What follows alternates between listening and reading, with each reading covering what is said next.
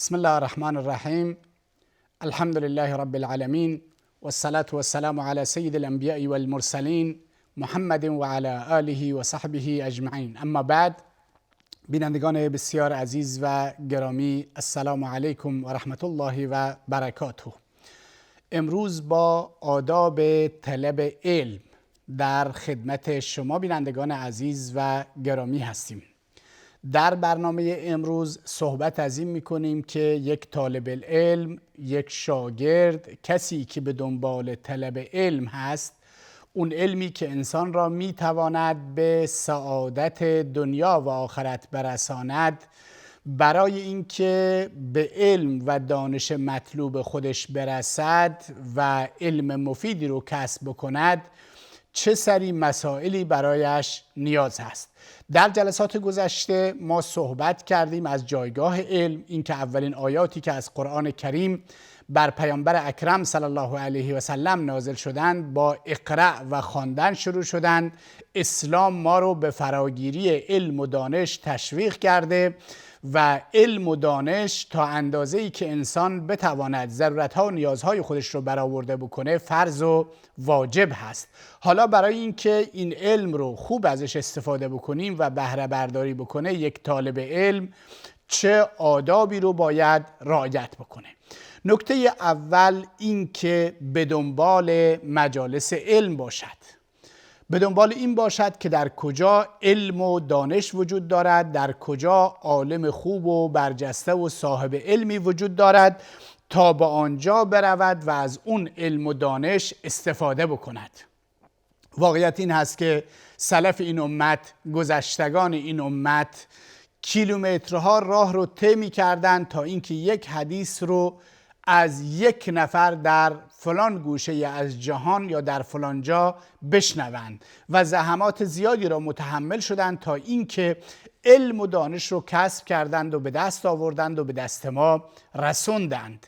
امروزه خب علم و دانش فراوان هست. خوشبختانه هم اساتیدی هستند که در فضاهای مجازی به صورت آنلاین در اینترنت و در جاهای مختلف درس و کلاس میگذارند و ما میتونیم از این درس ها و کلاس ها استفاده بکنیم.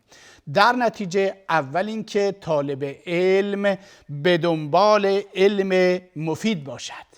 ابن عباس رضی الله تعالی عنه میگوید رسول الله صلی الله علیه و آله و سلم فرمودند اذا مررتم بریاض الجنه فارتعوا فیها. پیامبر اکرم صلی الله علیه و سلم فرمودند هرگاه از باغهای بهشت خواستید عبور بکنید، از در آنها بچرید، از اونها استفاده بکنید. صحابه عرض کردند یا رسول الله و ما ریاض الجنه، این باغهای بهشتی که شما میگید وقتی از کنار اونها عبور کردید استفاده بکنید چی هست؟ پیامبر اکرم صلی الله علیه و سلم فرمودند مجالس العلم.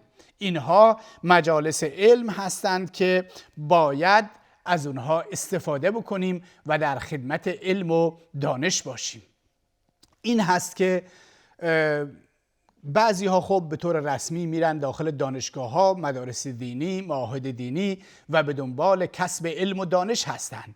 اما اگر برای ما این مسئله میسر نیست و نمیتوانیم، خب در خیلی از مساجد و در خیلی از مدارس حلقات علم و جلسات علم برای عموم مردم و توده های مردم هست و سعی بکنیم در شبانه روز یا در هفته حداقل یک بار، دو بار، سه بار در یکی از این مجالس علم شرکت بکنیم و ازش استفاده بکنیم و هر روز به علم و دانش دینیمون و دنیویمون بیافزاییم، برای اینکه هر چقدر علم و دانش ما اضافه بشود در واقع سعادت ما بیشتر میشه، به حق نزدیکتر میشیم، به واقعیت نزدیکتر میشیم و بیشتر میتونیم به سوی سعادت حرکت بکنیم. نکته دومی که یک طالب علم، آدابی که یک طالب علم باید رعایت بکنه، صداقت و راستی در طلب علم هست. این که انسان صادقانه با قلبی پاک و به صورت جدی به دنبال علم و دانش باشد. ببینید اون کسی که به دنبال کشاورزی است مثلا، تا اینکه تمام با صداقت تمام و با جدیت تمام کار نکند کشاورزیش موفق نمیشه. اونی که به دنبال تجارت هست تا زمانی که با جدیت تمام و صداقت کار نکند در تجارتش موفق نمی شود. همینطور یک طالب علم تا زمانی که با صداقت و با جدیت به دنبال علم و دانش نباشد در علم و دانش موفق نمی شود. پس علم در کنار اینکه انسان در جستجویش باشد باید درش صداقت و راستی داشته باشد. نکته سومی که یک طالب علم باید بهش آراسته باشه و آدابی که ازش برخوردار باشه مسئله اخلاص هست. این هست که نه تنها علم و نه تنها دانش بلکه تمام کارهای انسان باید بر اساس اخلاص و رضایت پروردگار باشند. اگر در کاری و در عملی اخلاص وجود نداشته باشد اون عمل نزد پروردگار ارزشی ندارد. پیامبر اکرم صلی الله علیه و آله و سلم در حدیث صحیحی فرمودند من تعلم علما لغیر الله، کسی که علمی رو برای غیر خدا طلب بکند او اراد به غیر الله یا هدفش غیر الله باشد فلیتبوأ مقعده من النار، جایش را از آتش جهنم آماده بکند. به ویژه علم دین، به ویژه علم فقه، به ویژه علم قرآن و سنت پیامبر اکرم صلی الله علیه و سلم که این علوم صرفاً برای رضایت و خوشنودی الله متعال فرا گرفته می شوند. و اگر کسی به دنبال کسب دنیاست، به دنبال چیزهای دیگر هست، به دنبال اون کارهای دیگر برود، جا ندارد که علم الهی رو و دانشی رو که خداوند برای این به ما داده که ازش استفاده بکنیم اونو آلوده بکند. باز هم از ابو هریره حدیثی است که رسول اکرم صلی الله علیه و آله و سلم فرمودند کسی که علمی رو از اون علومی بیاموزد که غالباً برای رضایت و خوشنودی پروردگار آموخته می شوند، یعنی علم دین، کسی علم دین را بیاموزد لیصیب به غرضا من الدنیا لم یجد عرف الجنه، کسی که علم دین رو برای رسیدن به دنیا بیاموزد بوی بهشت رو هم استشمام نخواهد کرد روز قیامت. رواه ابو داوود، این حدیث رو امام ابو داوود رحمه الله روایت کرده و حدیث صحیح است. پس نکته دوم در طلب علم این است که انسان مرتب نیتش رو بررسی بکنه. وقتی در جلسه درس شرکت می کند، وقتی در کلاس درس شرکت می کند، وقتی کتابی می خواند، وقتی مطلبی رو یاد می گیرد، به چه نیت یاد می گیرد؟ آیا به خاطر رضایت و خوشنودی الله متعال است؟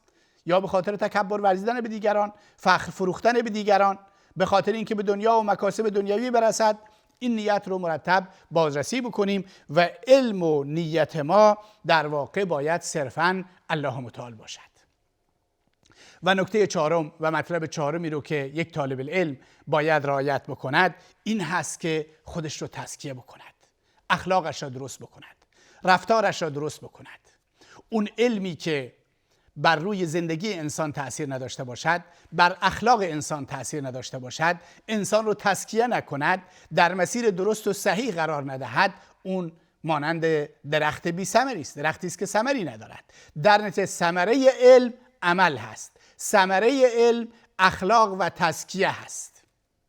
چه بسا کسانی که علم رو آموختند ولی خودشون رو تزکیه نکردند، اخلاقشون رو درست نکردند، صبر و تحمل و بردباری و تواضع و فروتنی و اخلاص و تقوا و خوش اخلاقی و خوش رفتاری و چهره خوب رو یاد نگرفتن، اونها نه تنها این که علمشون برای مردم سود ندارد، چه بسا که این مطلب باعث عذاب بشود.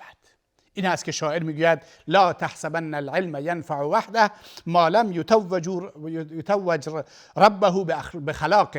فکر نکنید که علم به تنهایی سودی دارد تا زمانی که صاحب علم خودش رو مزین به اخلاق و رفتار نیکو و حسنه نکرده باشد.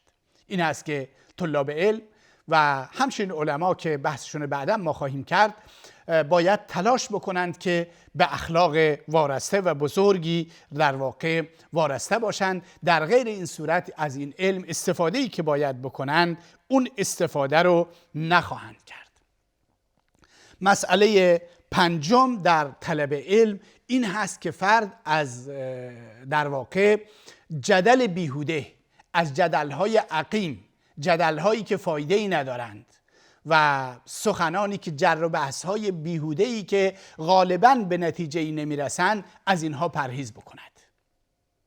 گاهن یکی رو شما می‌بینید که میآید، طالب علم هست، به دنبال دانش هست، با ما بحث میکند، گفتگو میکنه، صحبت میکنه. ما میدونیم که این فرد به دنبال حق و حقیقت هست و به جستجوی حق و حقیقت هست، راهنماییش میکنیم، باش بحث میکنیم، باش گفتگو میکنیم و چه بسا جدل هم بکنیم و این اشکالی ندارد. اما گاهن مطمئنیم که این جدلی که ما، گفتگویی که با یک فرد میکنیم، یک گفتگوی بیهوده هست. اینو باید دیگه پایانش داد. این هست که قرآن کریم میفرماید ولا تجادلوا اهل الكتاب الا بالتي هی احسن. با اهل کتاب بحث و جدل نکنید مگر به روش احسن و به روش خوب. پس اصولاً طالب علم، کسی که به دنبال علم و دانش هست، تا جایی که میتواند از جدل کردن و گفتگوهای عقیم و بیهوده‌ای که نتیجه‌ای در زندگی انسان ندارند پرهیز می‌کند. این است که پیامبر اکرم صلی الله علیه و آله و سلم در اون حدیث صحیح فرمودند که کسی که به دنبال طلب علم و دانش باشد تا اینکه به علما تکبر بورزد، به علما افتخار بکند، یا اینکه لیماری به السفها، یا با افراد جاهل و نادان جدل بکند، یا چهره‌های مردم رو به سوی خودش برگرداند، فهو فی النار، این شخص در آتش جهنم است. چرا؟ برای اینکه از طرفی اخلاص در علم خودش نداره، از طرفی علم آموخته تا جدل بکنه با مردم، تکبر بورزد بر مردم، و اینا همه جزو رفتار جهنمیان هستند و رفتار کسانی هستند که نزد پروردگار متعال ارزش و جایگاهی ندارند. مسئله دیگری که برای یک طالب علم مهم هست و باید رعایتش بکنه، سنگینی و وقار و دارای یک شخصیت متوازن بودن. کسی که دنبال علم هست، کسی که به دنبال دانش هست، باید وقار داشته باشه، سنگین باشه، به عبارت دیگر سبک برخورد نکنه، سخنان سبکسرانه‌ای به زبان نیاورد، با مردم خیلی سبک برخورد نکند تا اینکه علم و دانش و جایگاه علم و دانش زیر سوال برود. رفتار سبکی از خودش نشون نده به گونه‌ای که مردم بگن خب این که طالب علم هست وضعش این هست، پس خدا به حال مردم و دیگران خیر بکند. این هست که این وقار و سنگینی رو باید از علم فرا بگیریم. پیامبر اکرم صلی الله علیه و سلم فرمودند که علم رو بیاموزید و در کنار علم سکینه و وقار، آرامش و وقار را بیاموزید. در روایتی وارد شده و برای کسانی که ازشون علم رو یاد میگیرید تواضع و فروتنی داشته باشید. پس یک طالب علم باید آرامش و وقار داشته باشد و از هر گونه رفتاری که مخالف وقار و آرامش باشد پرهیز نماید. و نکته دیگر این هست که ما در جلسات گذشته هم بهش اشاره کردیم، این هست که به دنبال علوم مفیدی باشند، علم با فایده باشد. علم مفید چه علمی است؟ علمی است که یا برای دین انسان فایده‌ای برساند، یا برای آخرت انسان فایده‌ای برساند، یا برای دنیای انسان فایده‌ای برساند. اما اگر یک علم و دانشی هست که نه برای دین انسان فایده‌ای دارد و نه برای دنیای انسان فایده‌ای دارد، از آموختن چنین علمی پرهیز بکند. و ما گفتیم که بعضی از علوم اصولاً آموزششون مانند سحر و جادو و خیلی از این چیزها اصولاً آموزششون هم حرام هست، یاد گرفتنشون هم حرام هست. این هست که به دنبال علم مفید باشد. انسان عمر کوتاه و مختصری دارد. در این عمر کوتاه و مختصرش از اون چیزی که مفیدتر و درستتر هست از اونها استفاده بکند و از علمی که باعث تفرقه بشود، باعث اختلاف بشود، باعث دو دستگی بشود، باعث از هم پاشیدن جامعه بشود، از اون پرهیز بکند.